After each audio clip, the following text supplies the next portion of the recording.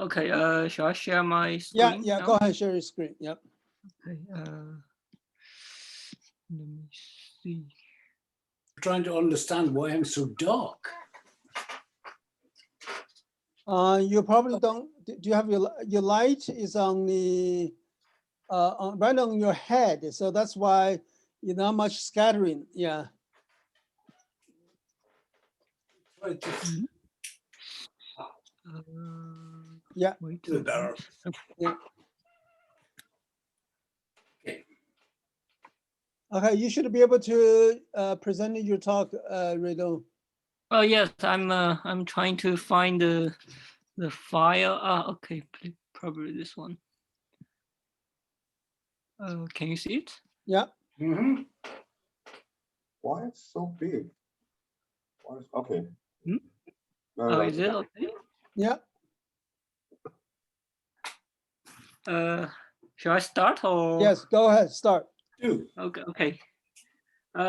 Well, it's my pleasure to present our recent work on this, well, so-called topological vertex for gauge series. Oh, okay. Well, what we are working on is we are trying to understand the non-perturbative effects in 5D n equals 1 supersymmetric gauge series. The gauge, well, there's a gauge group of the gauge theory, and we will set it to be first UN or SUN, and then we go to the SO and the G2 SP type well, Lie groups. And what's the capital N is degrees of freedom? Well, there are two capital N's. First, this 5D n equals 1, this n, it's amount of the supersymmetry, and I will explain that later. And for this capital N in, for example, UN or SON, it's yes, it's a rank of the gauge group, and it's well, it's kind of the degrees of freedom of the number of gauge fields. Okay. So yes, yeah, we are trying to understand the non-perturbative effects in this quantum field series. But actually, depending on what kind of space-time or the geometry we define the quantum field series on, the non-perturbative effects we see slightly differs. And in this talk, I'm going to focus on this so-called omega background across S1. Well, this omega background is a kind of deformation of the usual flat space. Well, I used the notation of C2. It's same as R4 with just a complex structure. Well, we have this S1, it's a circle. It has a radius, say R. I'm using this capital R to be the radius of this circle. And naturally, we want to understand the physics of a quantum field series in 4 dimensions as that's a space-time dimension of our universe.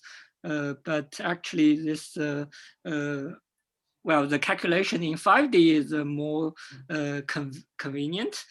So we first consider the geometry on this 5D, and because we have this S1 circle, and if we turn this, if we twin this radius of this circle, this capital R to be 0, then we go back to the original 4D geometry. So it also allows us to study the physics in 4D. So I'm yeah, gonna slightly. I have a question. Well, I have a question. Yeah, Okay. go ahead, please. And so this 2 4-dimensional space, are we talking about 2 4-dimensional space, or are we talking about the 1 4 four-dimensional space that has been sort of deformed to include the S1 space? Well, it's kind of how to say direct product of two space-time first. No, well, it's not direct product. Well, it's a product of two part. One is a four-dimensional space. I use this C2. C2 is well, C is the notation for complex numbers. So C2 is R4. It's a four-dimensional Euclidean space. And S1 is just a one-dimensional circle. And so this yeah, this circle, this one-dimensional circle, this is like a should I think of it as a loop of time, some periodic motion in time, or is some enclosed one-dimensional space?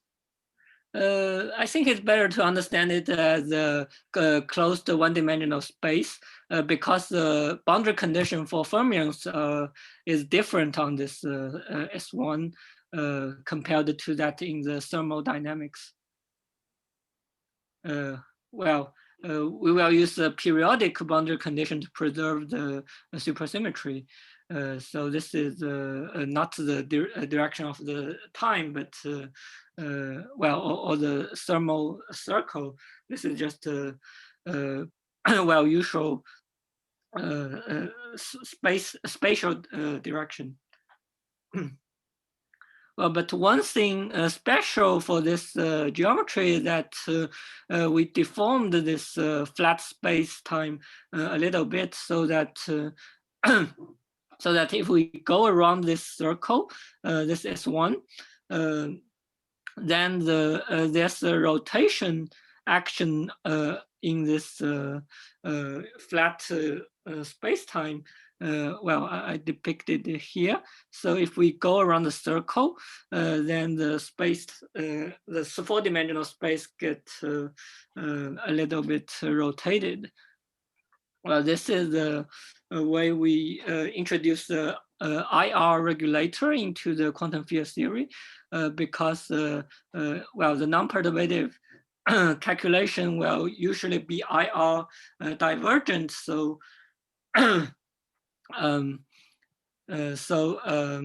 we introduce this kind of IR regulator to avoid this kind of divergence. So this is a setup of our quantum field theory. Well, before I go into the the part about what we did, so let me first explain why we consider supersymmetric theories. So supersymmetry is, roughly speaking, a kind of fermionic symmetry that transforms a boson into a fermion and a fermion back into a boson. So we can see the simplest example is this kind of a supersymmetric harmonic oscillator. We have, well, one bosonic creation and annihilation operators, and also fermionic creation and annihilation operators. And the supersymmetry charge looks like this. It turns the fermion into a boson and a boson into a fermion. Of course, the system will be much more complicated if we introduce this kind of supersymmetry, because we doubled the degrees of freedom in the system. But interestingly, if we put enough amount of supersymmetry into the system, usually the system will be exactly solvable. So we will be able to compute physical quantities, including their non-perturbative corrections in an exact way. So that will be very convenient for us to extract out the non-perturbative physics from this kind of calculation. So I want to explain the meaning of this capital N in the name of the gauge theory. So I said it's 5D N equals 1 supersymmetric gauge theory I wanted to study.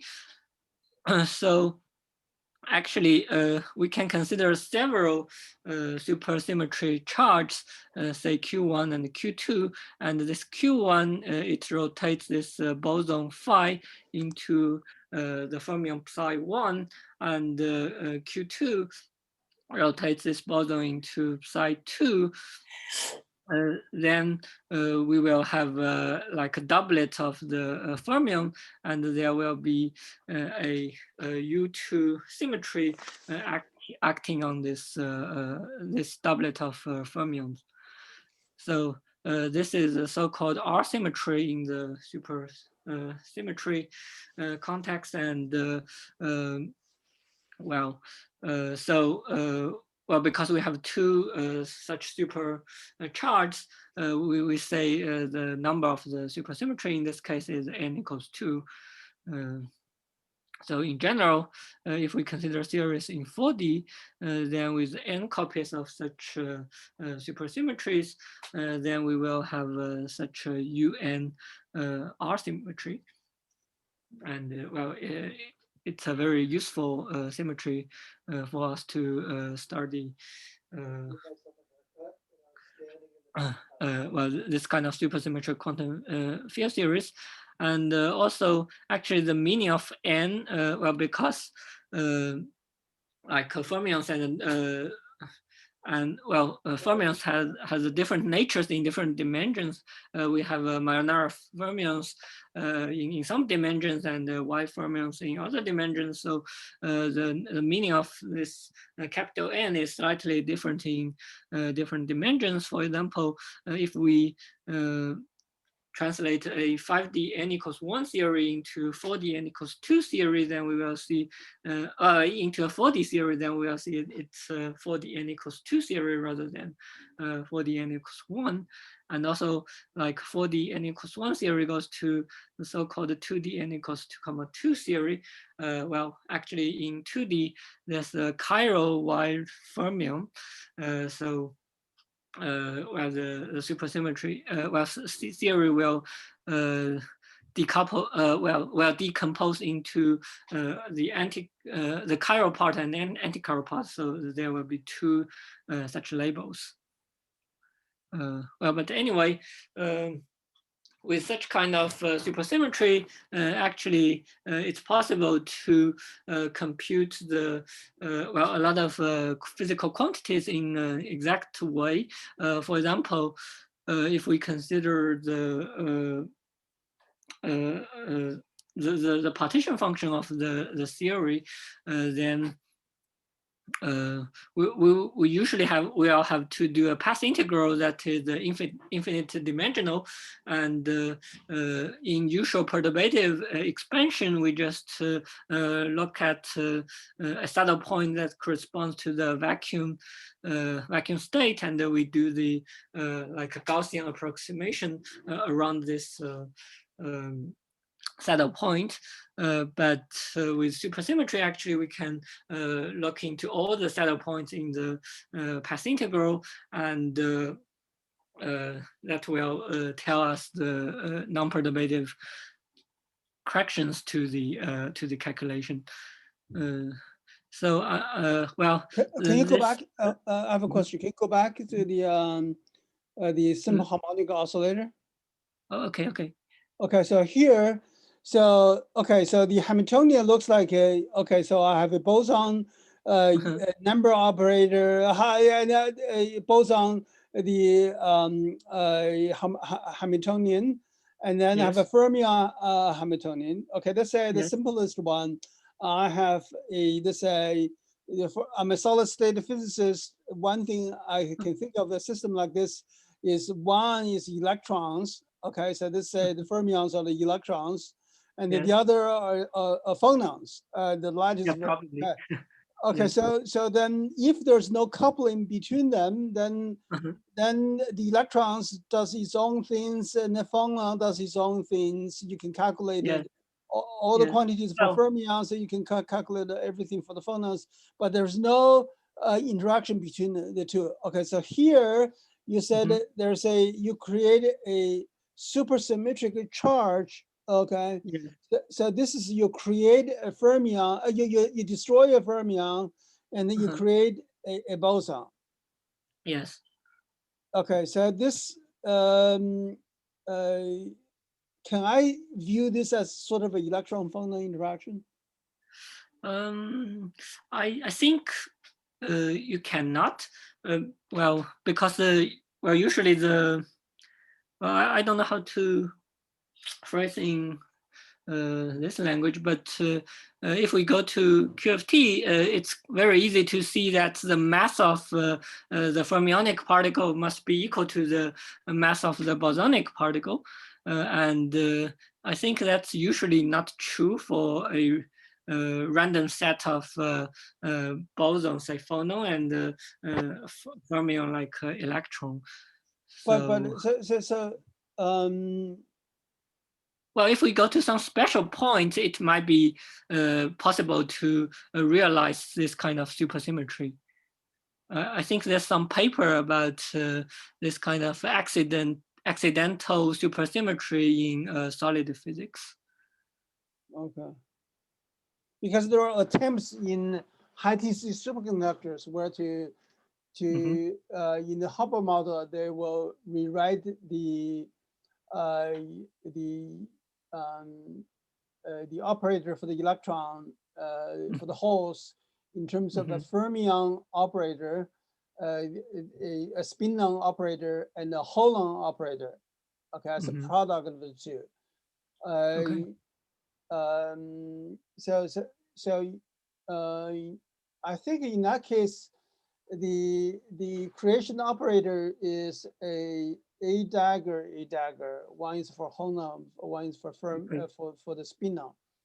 Okay. Okay, so it's very different from. Okay, so what is the commutation relation between Q and the Q bar then? Q and Q bar. Well, it's a fermionic operator, so we usually consider the anti-commutator. Right. Okay, so in this Hamiltonian, do the boson operators and the fermion operators, do they commute? Yes. In this case, they commute. Okay, well, this is just a decoupled system. This is simplest example. In general, we can write down a more complicated Hamiltonian, and it will also have a supersymmetry. There's a general form of this kind of supersymmetry. Okay, I got it. I think I understand your this setup of the problem. Okay, so I can understand now why some of the condensed matter people are digging into the supersymmetric theories. Okay, thank you. Yeah. Well, anyway, as I said, there's a very nice way to perform the path integral in supersymmetric series. Well, I won't explain the details, but in this series, actually, the path integral, which is usually an infinite dimensional integral, will become a Oh, I got a complaint about my slides, but well, I have a lot of backups. I will try to sketch what we did and what like the main point of this work. I hope it will be understandable. Okay. Anyway. So the path integral will be a finite dimensional path integral in supersymmetric gauge series. That's something very special, and it's all due to the existence of this kind of supercharges. Well, I'm not going to tell you the details, but well, well, at the end, after we perform the path integral, we can see that, for example, the partition function usually looks like this. It factorizes into 3 parts, the classical action, and also the one loop factor, which is the perturbative effect in the theory, and also the non-perturbative corrections to the theory. And usually it's possible to have like a domain wall, vortex, monopole, or instantons in the calculation. But fortunately, in our setup, because we chose a very special geometry, we will only have instantons as the non-perturbative corrections to our gauge theory. I listed some expressions of the partition function, like the perturbative part. I'm not going to explain the details. The non-perturbative part is also given by an integral, actually. The problem we want to solve is like this. For example, in this case of UN or SUN, this is the integral that gives us the non-perturbative corrections. It's already very complicated, but fortunately, people managed to solve it at the beginning of 21st century. So, at the end, we can really see a very nice structure of the instantons. Okay, this is the analytic expression that people obtained at 2002. The integral was doable in the case of SUN or UN. That was the A-type Lie algebra. But in the case of, say, SON gauge group, which corresponds to B-type or D-type gauge Lie algebra or Lie groups, it's the integral becomes more complicated, and it's much more difficult to be solved. And although it's just a lot of control integrals, but actually we don't know how to label these residues. We have a very concrete prescription to perform to pick up the residues, but actually we don't know how to label these residues. And so we don't know the analytic expression of this integral at the end. So that's a very bothering technical difficulty that's already lasted for more than 20 years. And in the case of SPN gauge group, which correspond to C-type Lie algebra, actually the computation is even more difficult. But actually, in our work, we managed to find an analytic expression of the integral of both SON and SPN. So that's kind of improvement in the technical aspect. A sketch of what we did is that so we use here comes the string theory. We use a kind of string theory called the topological string theory, which is a topological theory. So it's relatively easier to solve this theory. And there's a very nice duality in the string theory. It says that if we compute the partition function of the topological string, then we will obtain the partition function of 5D n equals 1 supersymmetric gauge series. So in the A-type case, well, that is the SUN or UN gauge group, it was already solved. What we did is to extend this original formulation of topological string to an extended form. We introduced a new vertex.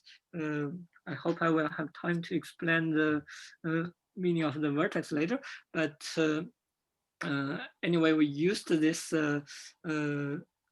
extended topological string to compute this 5D n equals 1 supersymmetric gauge theory with the gauge group of BCD type, that is the SON or SPN gauge series. And we found a very nice analytic expression of the integrals. And we also performed a lot of consistent checks that our results seem to be very non-trivially correct.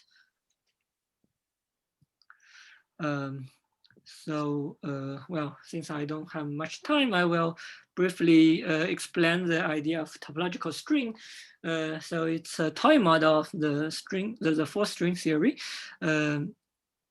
So usually a string theory is a two-dimensional quantum field theory, but it's a so-called sigma model. So we put the symmetry on the bosons well, we use the bosons in the two-dimensional theory. We use its internal symmetry to parameterize a target space, say M, and we will set this M to be the space-time of our universe. So that's a basic idea of string theory.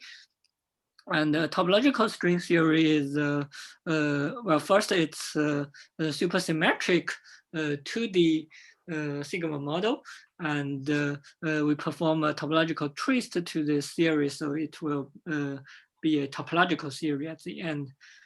So it only captures some supersymmetric spectrum of the four string theory, and that will become our instantons in the 5D gauge theory in the duality map of our work. Well, and also because it's a topological theory, people argue that it's also due to the so-called Chern-Simons theory in 3D. Well, I guess I'm not going to explain the topological twist. It's a very interesting technique to make a theory to be topological in quantum field theory. But anyway, because of the duality with the let me find the correct slide. Because of the duality in the Chern-Simons with the Chern-Simons theory, one can easily compute the partition function of a topological string with the so-called topological vertex, which is the keyword in my title. So this topological vertex, this is the kind of diagram that labels the geometry of the topological string. So it usually looks like a web. We also call it a web diagram. And by assigning this kind of topological vertex to each vertex in the diagram, while the topological vertex looks like this, it's written in terms of the symmetrical polynomials. And we simply do a Feynman diagram-like calculation. We multiply these topological vertices together with some propagators that's proportional to the degree of the internal degrees of freedom of the internal lines in the diagram.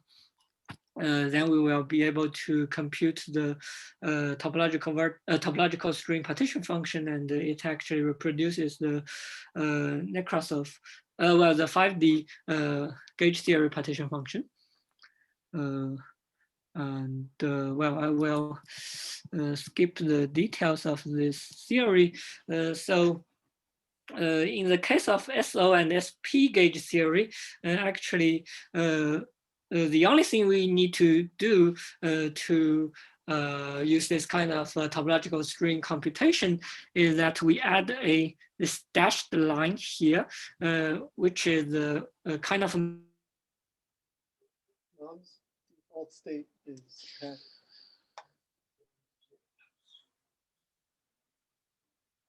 Sorry. Go ahead. So sorry, I was a misunderstanding. Go ahead. I can talk? No. The feeling he's faded out. So Oh, he's frozen. Hey, Dr. Drew, are you there? Oh, I don't think so. Oh, he crashed. Yeah. Hey, Mike. So I can totally see why the high TC people like Spear Sargejev dive into this supersymmetric stuff. This is a trick to do essentially to do perturbation theory. But hello, hi. So you, Dr. Drew, we didn't hear what you said during the last 2 minutes. Oh, sorry, I got disconnected. So let me share. Are you the- at home? Oh, yes. Okay.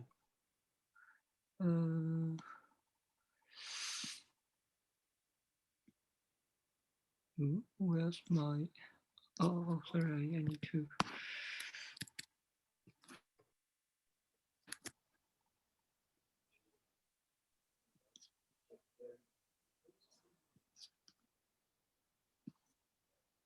Yes, it's. Zoom uses a lot of bandwidth. Okay.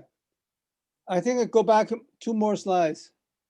Like this. Yes. Well. Yeah. Okay. I was talking about this. Yeah. This is one. actually, Yes. I stopped here. Actually. Yeah. Okay. Yes. Well. I say that in the topological string computation, we can compute the partition function with the so-called topological vertex, which is also the keyword in my title. And this vertex is given by the symmetric polynomials, and the partition function is given by this kind of a Feynman diagram way calculation. So we multiply these vertices that's assigned to each really vertex in this diagram. This diagram is the diagram that labels the geometry of the target space of the topological string. And so the propagator looks like this. It's it captures the degrees of freedom in the internal line of the diagram. So anyway, I'm going to just briefly explain what we did in our work. So in the case of SO and SP type gauge series, we simply need to introduce a dashed line into the diagram, and this dashed line, it has a physical meaning of kind of mirroring in the string theory. So we add a mirror into the diagram, and for these usual vertices, we still use the topological vertex in the last slide. And for this new intersection point, we proposed a new topological vertex.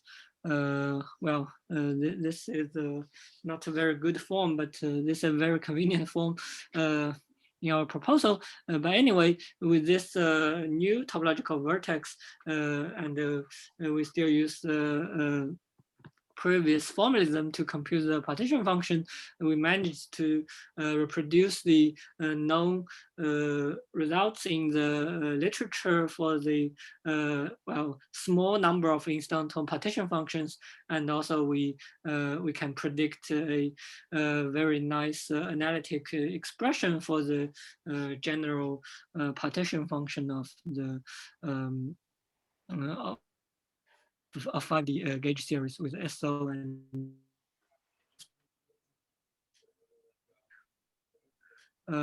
well, this is the concrete form of the vertex operator of vertex after well, we found a new polynomial. So well, we performed a lot of very non-trivial expressions. Actually, well, I'm going to skip all of these things. Actually, in the SPM, it's I mentioned before, it's a very difficult calculation. It involves four integrals in the, four very difficult integrals in the calculus. Somehow we use a very similar technique to and we checked the expression up to very high level. For example, there's well, in Lie algebra, we know that SU2 Lie algebra is equal to SP1. So these two gauge theories should also be equivalent. And we really checked the equivalence between these two partition functions up to 16 instantons. That's well, that involves 16 integrals. So it's a very, very non-trivial check. So I believe it worked very well. And the string duality was the key technology behind our calculation.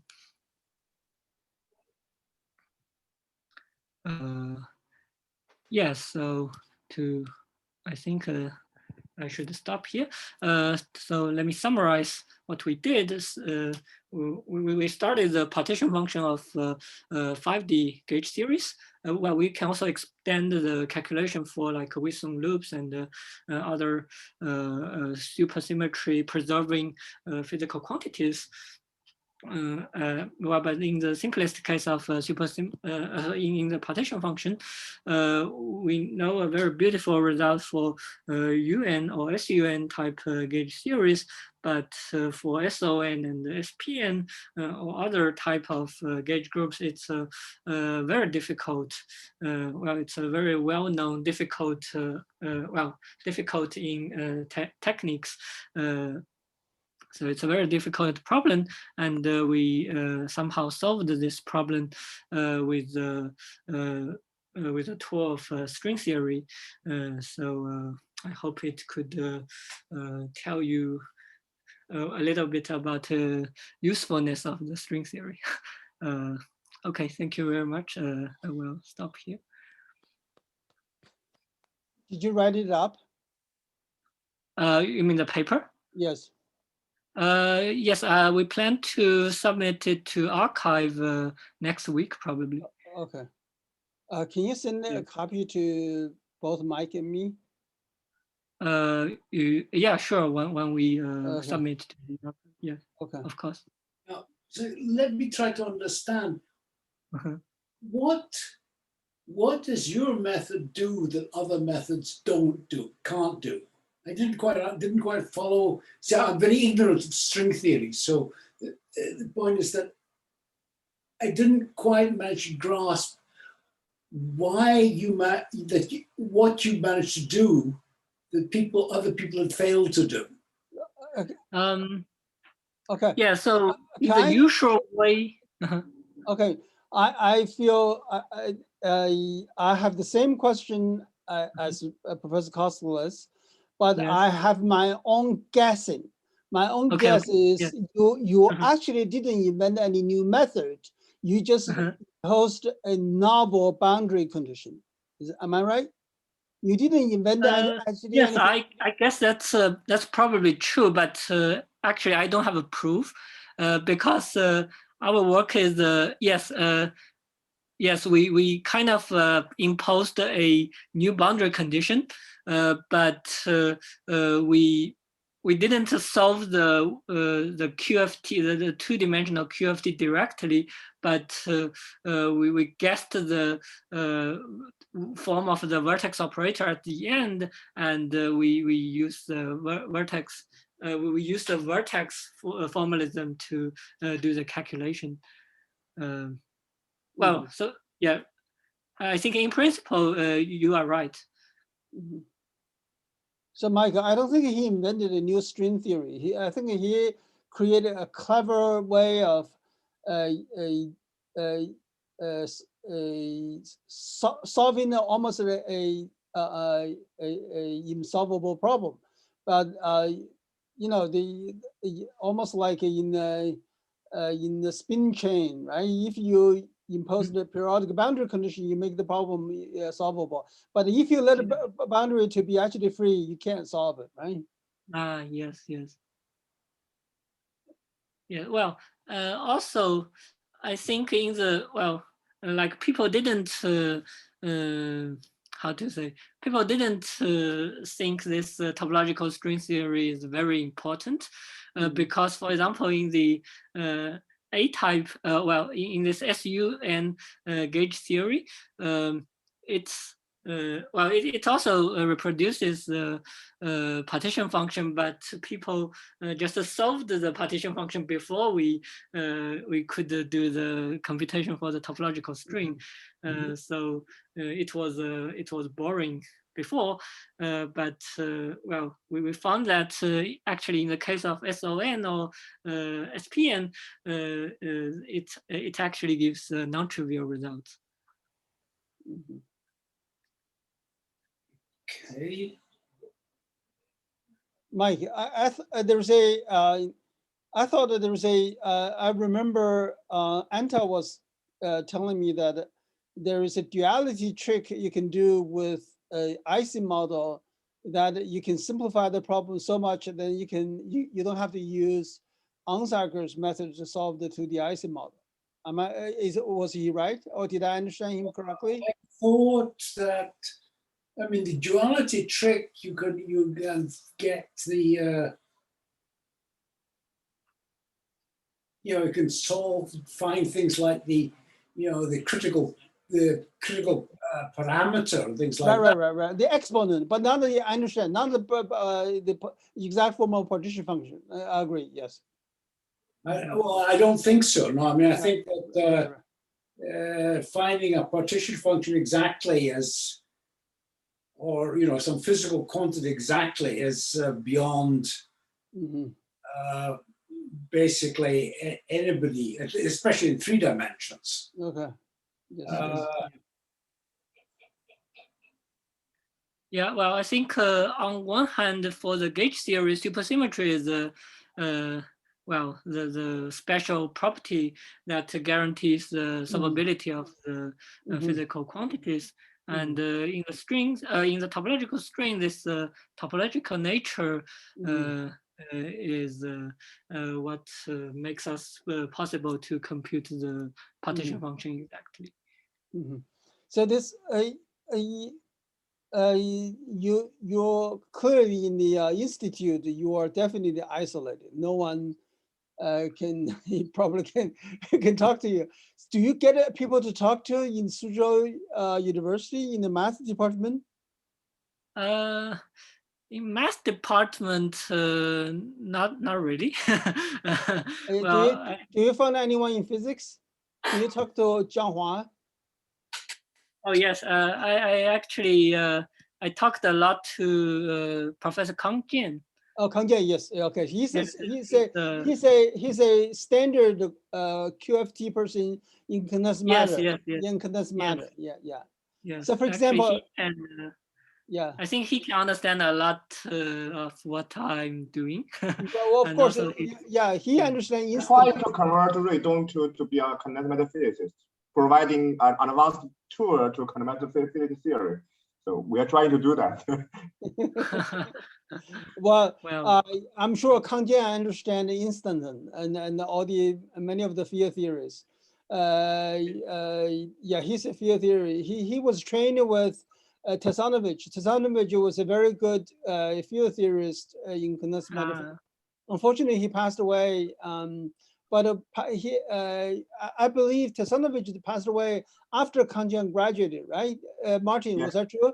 No, he passed away right on that particular year when Kang Jian graduated. That's Oh, why okay. he actually delayed a little bit on that. Oh, okay, so that's why Kang Jian. So yeah, Kang Jian is very good. So the because Yes. his advisor died, so he will have naturally have a hard time to make a career in the United States if your main advisor passed away. So that's unfortunate, but it's a good thing for Suzhou to get him. Okay, He so got a few. yeah, so do you have I remember there's people in the Tsinghua University doing similar things as you do, right? We don't yes. I think yes, I actually went to Beijing and also Hefei to present my work. Okay, okay. Uh, So oh, yeah, so the maybe my connection is not good. Okay. Mhm. Andrew Strominger said some very good things about you. So you should be happy to hear that. Okay. Oh, really? Yes. Okay, So thank you. yeah, just keep up with your work and keep your connection with the internationally. Yeah. And then Mhm. in China, make sure you don't offend Mhm. anyone. Yeah. Make sure the Chinese society are very Oh, okay, conservative, right? So you got to be careful. You can easily piss off people. So in okay. in the United States, actually, you piss off people is good because then people will notice you. But in China, that's not good. You should try to get yourself noticed without pissing off people. Okay. Okay.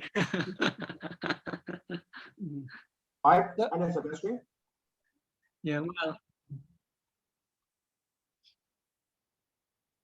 Okay. I'm done with my questioning. Mike, do you have more questions? Not at the moment. I mean, I have a sort of lot of things churning around, you know, so not quite, you know, I haven't got anything, you know, sensible to ask at the moment, but I'm sure that I will have a lot of things to ask if after all this confusion settles down. Uh-huh.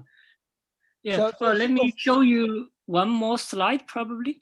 So actually in a study we had before, so we actually started a different setup of gauge theory. And well, this is a web diagram corresponds to what we did. And well, again, we have this kind of intersection points. So, well, the computation in the gauge theory side for this study was trivial, but actually we found that, well, because there's a very famous so-called Alday-Gayoto-Tachikawa duality between four-dimensional n equals 2 supersymmetric gauge theories, which is basically the 4D version of what I'm working on, and 2D conformal field series. So we started the 2D meaning of this intersection points, and it turned out to be something very similar to the boundary state. Well, if I remember correctly, very similar to the Ishibashi state in two-dimensional conformal field theory. So I think it's really a kind of boundary state in the well. It really has a physical meaning as a boundary state.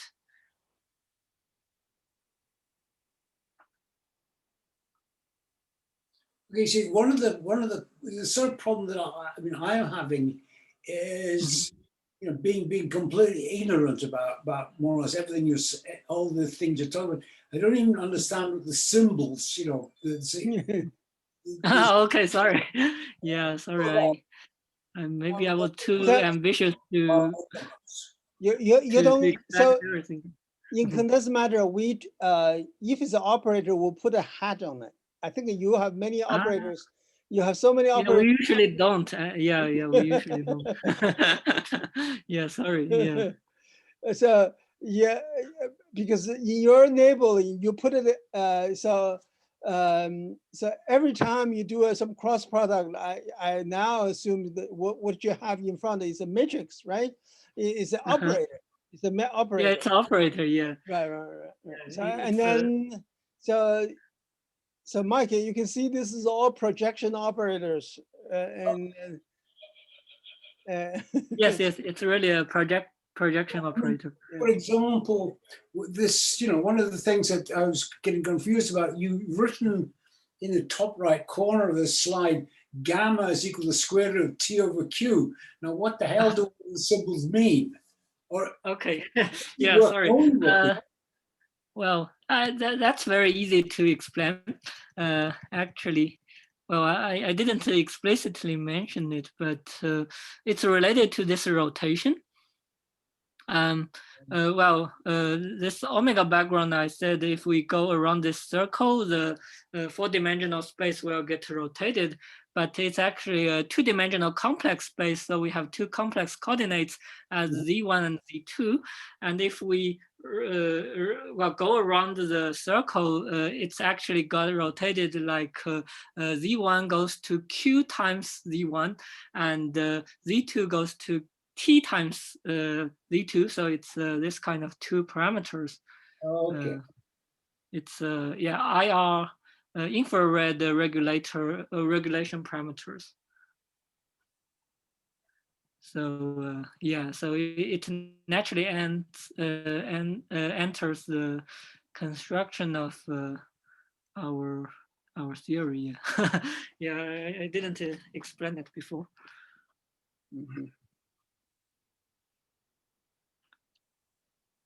Okay.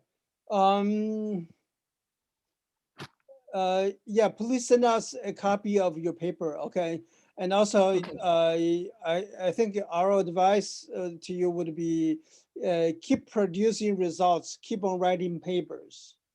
Okay, yeah.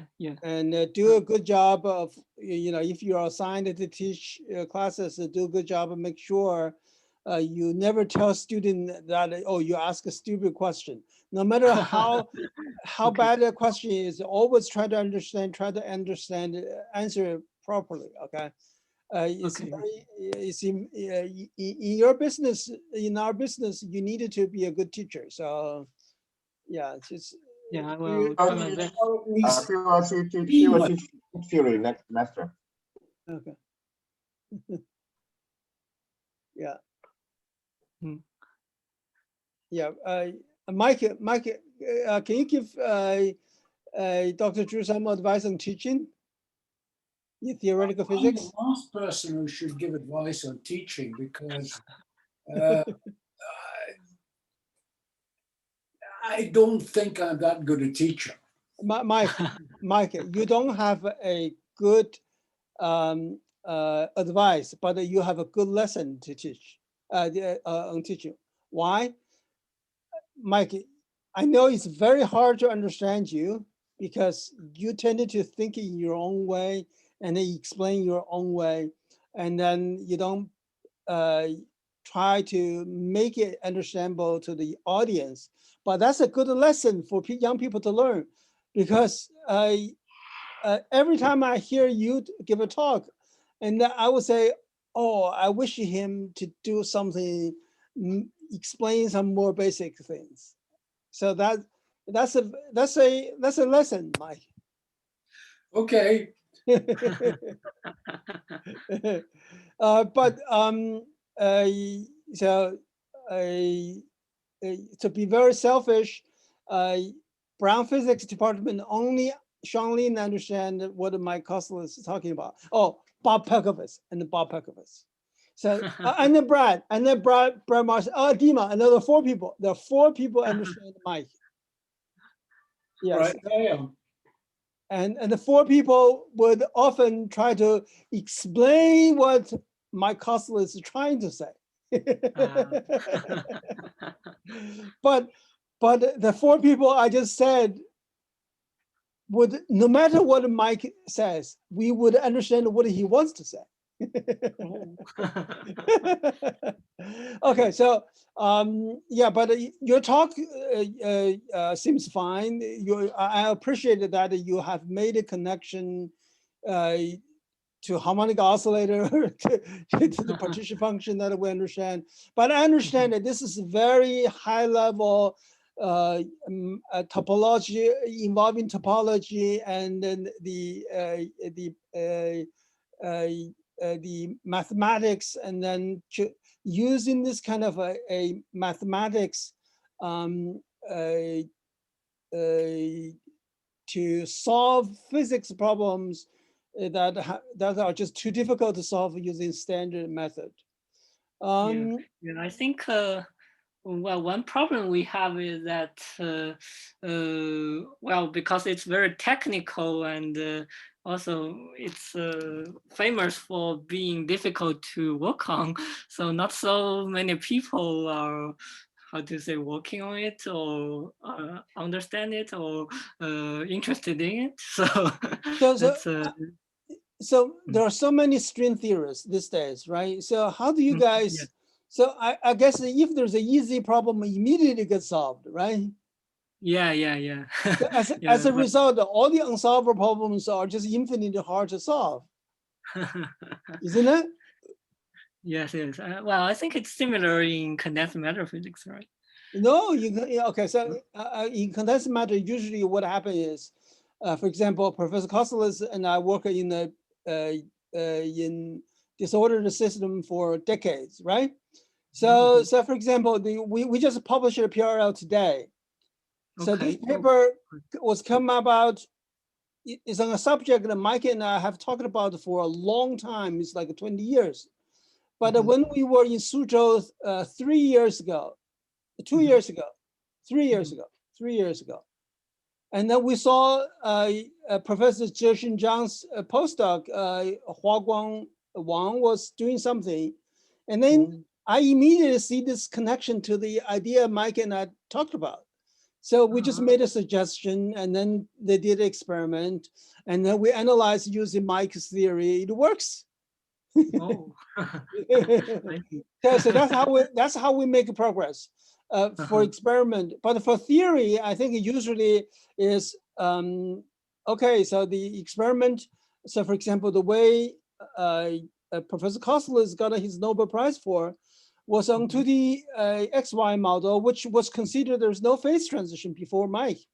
But then, but clearly when Mike came to the field, and there are experiments seem to suggest there's a phase transition. Mike is going to talk about it actually next week.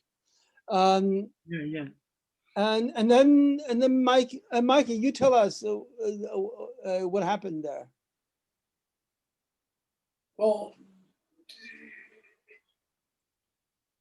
just look, basically all it was it was a situation where lots of very, very smart people in the field, all working on, have the same, basically working in the same way, had reached, the theory wasn't going anywhere. It had stopped. People were stuck, and they were just going round and round and in circles and not getting anywhere. And then I came into it from a completely ignorant, just the young ignorant guy came in and sort of thought about it for a bit and said, why don't you look at it this way? Why don't you think about it instead of the way you're thinking about it? Why don't you think about it like this? And to my great pleasure, it worked. It was just a new idea, but basically just putting together things that were already well known in the field, and putting it together in the right way. It actually worked. Mike, but when you came to the field, you were a young fellow in a similar age as Dr. Zhu. And at that time, when you get into the field, there are some very famous people, right? Like Kadanoff, people like Landau, people like Michael Fisher. They all have, you know, thought of this, right? And then there was a guy, remember Eugene? Stanley? Yes, yeah, he was a assistant professor at MIT, wasn't he? I think so, yeah. Right. He also took a crack at the problem. So you are a young postdoc, came to the field.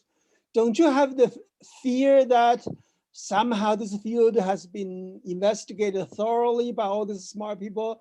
There's nothing left for me to do. Didn't you have that fear?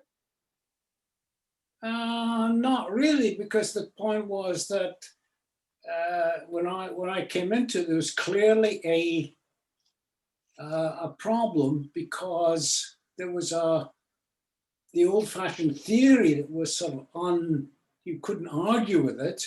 Mm-hmm. It was certainly correct, but there was this experimental paper which showed there was a phase transition in the system, and so there was this conflict which needed to be sorted out between the existing theory, which said no, there's no phase, can't be a phase transition in the system, and the observation, which said it looks like there is a phase transition in the system.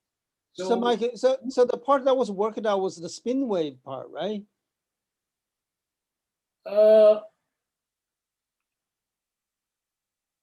No. I mean, no. The theory said there's no long range order any. Right. If you just consider spin waves, there is no phase transition for sure. But no one considered other degrees of freedom, right? The vorticity was No. But the point is that the spin wave theory is just considering the smooth, long wavelength excitations about an assumed ground state.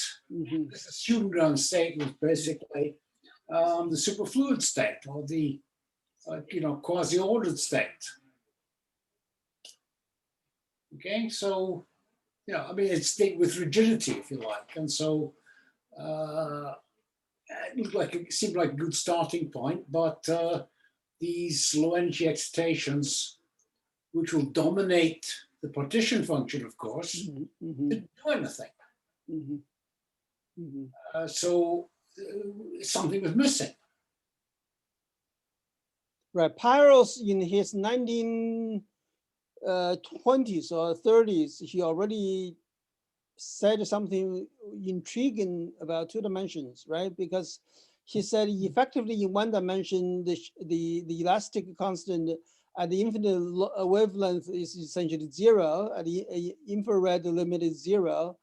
In three dimension, the elastic constant is essentially scale invariant. But in two dimension, if you do a scaling analysis, the answer is you don't know, right? Yeah, right. You don't know. Okay, yeah. Right. It's clearly a special case, and turned out eventually that it was you could actually say something about it. Right. So, Dr. Zhu, I think that the Professor Kosteler's story, the moral of his story is never really take the authorities' word too seriously. Okay. and be brave, and then do hard work. And I mean, because you see, the authorities are usually old people who've been in it a long time. So you two are authorities now. We're too old. Yeah.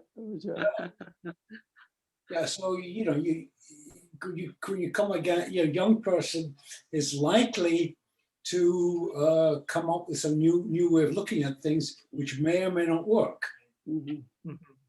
But if it does work, Yeah, yeah, you're in business. yeah, yeah. You have a trip. You have a trip to Stockholm.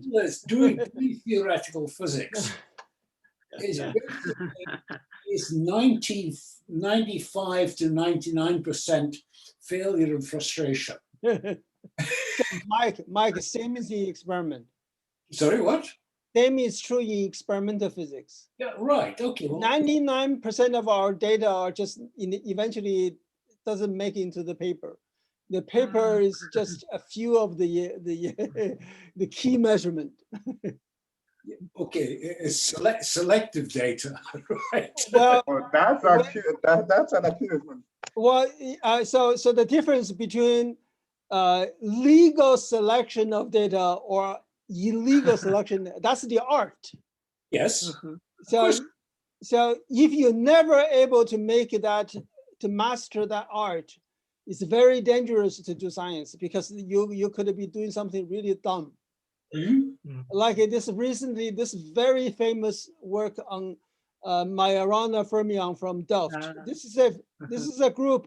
Leo Kopenhoven is a very good physicist, but he let his guard down and then completely let his postdoc did all of the data selection, and then he trusted his postdoc know what he's doing. In the end, Leo's reputation got severely damaged.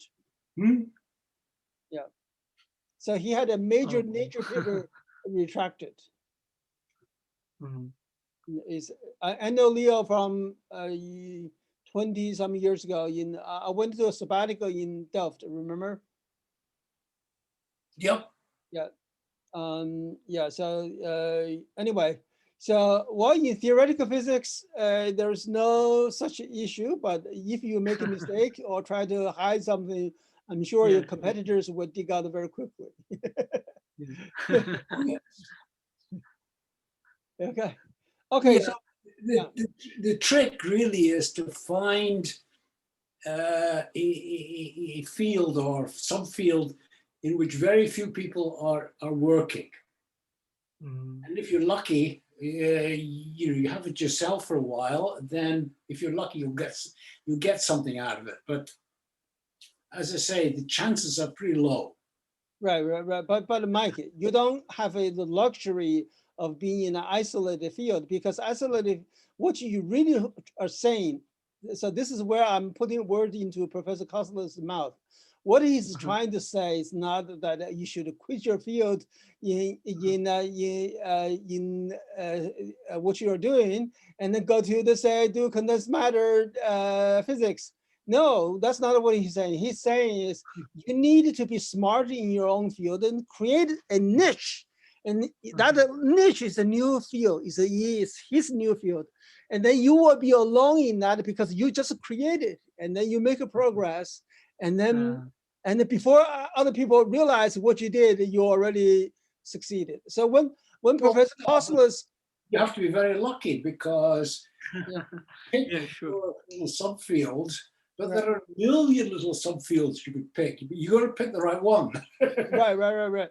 So think about Professor Kostler's when he and the Thalers created this niche of topological defect.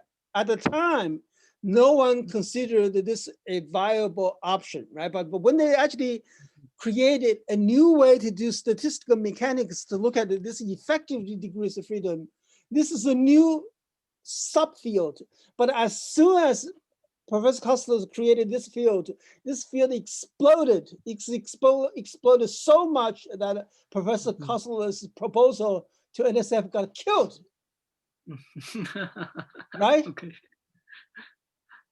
Mike, do you agree? Yeah. I mean, I haven't had an NSF grant now for 25 years. So yes, so you needed to create a little something.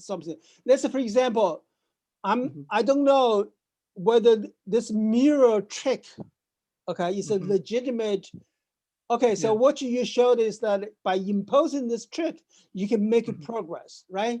Yeah. I don't know how legitimate this is. Your competitors will tell you, but you made a progress, right? Just like Professor Kozelis, he made a topological defect calculation. How useful that is, he didn't, at the time, he didn't know, right? But Yeah. then, and then people immediately pick it up and then exploded. So if your trick really is legitimate, really can make a progress in this field, then people will either pick it up and expand it. And then, so what you want to do is, before other people pick it up, you needed to make progress, jam out, create papers after papers. Yes, yes, yes. Yeah, so it's actually, being an academic is a tough life, but Mhm. that's the tough life we choose, right? Let me ask you a question. Is there any, obvious physics in the trick you're using? Yes, I think in particular this kind of boundary state is very physically interesting. I think, and also, yeah, I think it's well. For example, if we want to connect to the more like real life physics, I think it's really related to some boundary states in 2D CFTs. So, and maybe we can classify it in a different view of point. Because, I always, for several years, I used to think that, or heard that string theory is, it's a very fancy theory. It's got a lot of advantages, but there are it has made no predictions.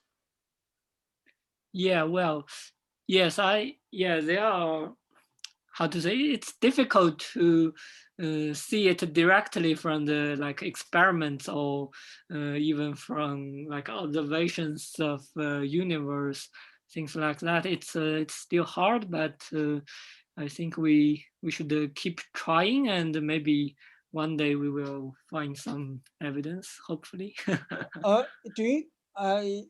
Recently, actually, we have a paper. Martin is on the paper. In the Suzhou University, a student did an experiment on a superconducting film. What we found was the edge of the film behaves differently from the bulk, and then this is related to something is called the surface superconductivity, which was predicted long time ago by Degenn, with a imposed boundary condition just like this one, actually, just like this, just like this. It's so what happens is, so if you take a superconductor, let's say, so this side is superconductor, okay? This side is a vacuum, okay? This side is a vacuum, okay? So imagine you put a magnetic field in this way, okay? Magnetic field this way, okay? So you are parallel to the surface here, okay? So then you go ahead and solve the Ginzburg-Landau equation for the bulk, okay? You will see that the system becomes a superconductor. So if you look at the temperature, the field versus temperature, and then you will see that there's a line here. This is called the onset of superconductivity, is called HC2, okay? Okay, then what Degenn found that if you impose this boundary condition here, okay, so but what the boundary condition is basically the boundary condition says that the current going out of this boundary is equal to 0, okay? So because the current operator is just HM, this one, okay? Because it's a superconductor, related to magnetic field, related to the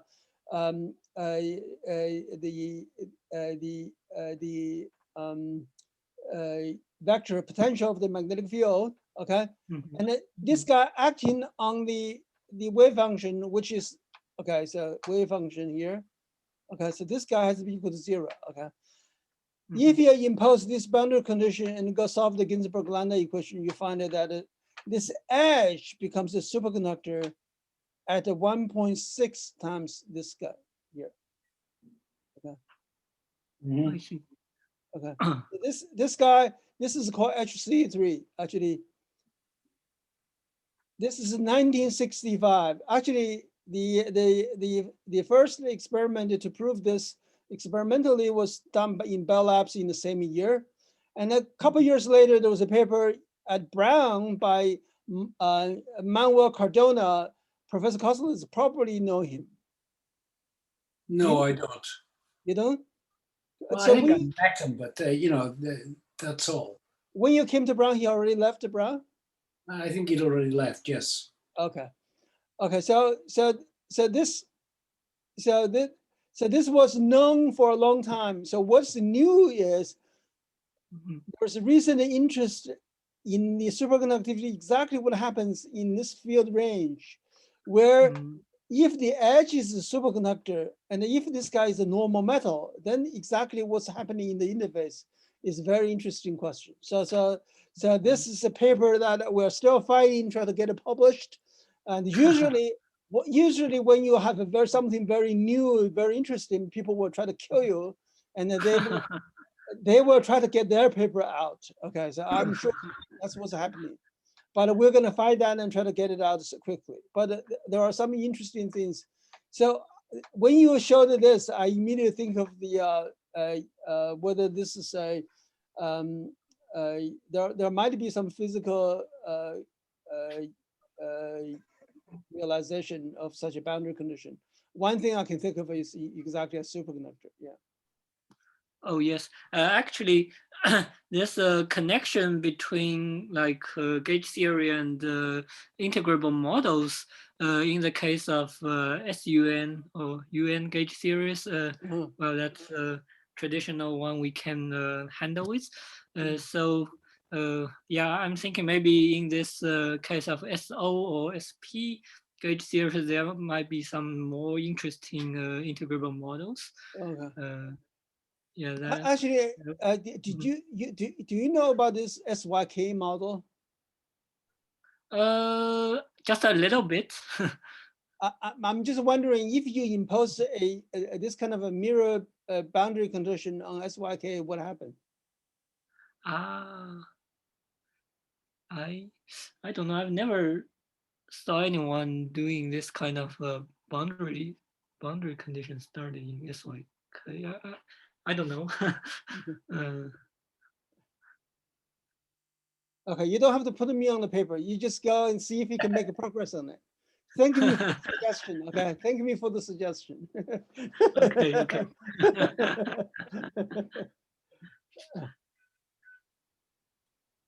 Okay, so the time is up. Mike is bedtime. Whoa, we're It's long very past. time for Mike, I think. Oh, Okay, so thank you very much. okay, let's thank you, Professor Kostelis, for staying up so late to listen to Not this. that late. It's only 10:15. Come on. Okay. Thank you very much. Young people are still be working. Oh, that's late for the authority, I think. No. Mike and I worked like 2 hours this afternoon. He's tired. Okay. So let's thank you, Professor Kostelis. And thank Martin. Thank Oh, that's my duty. okay. Thank you, Redon, for giving this talk. I enjoyed it. I recorded this talk and I'm gonna send the video to you. Okay. Okay. Thank you. Okay. Actually, maybe make some screening, so that's probably okay. Okay. All right. Okay. Okay. Okay. See you Thank you guys. Okay. Okay. Thank you, bye. Mike. Okay. Okay. Thanks, Bye. Sean. Okay. Bye. Oh, Yeah. yeah. Bye. Mike, Thank thank you. you. Okay. Bye. See you soon. Okay. Bye. Bye. Bye. Bye.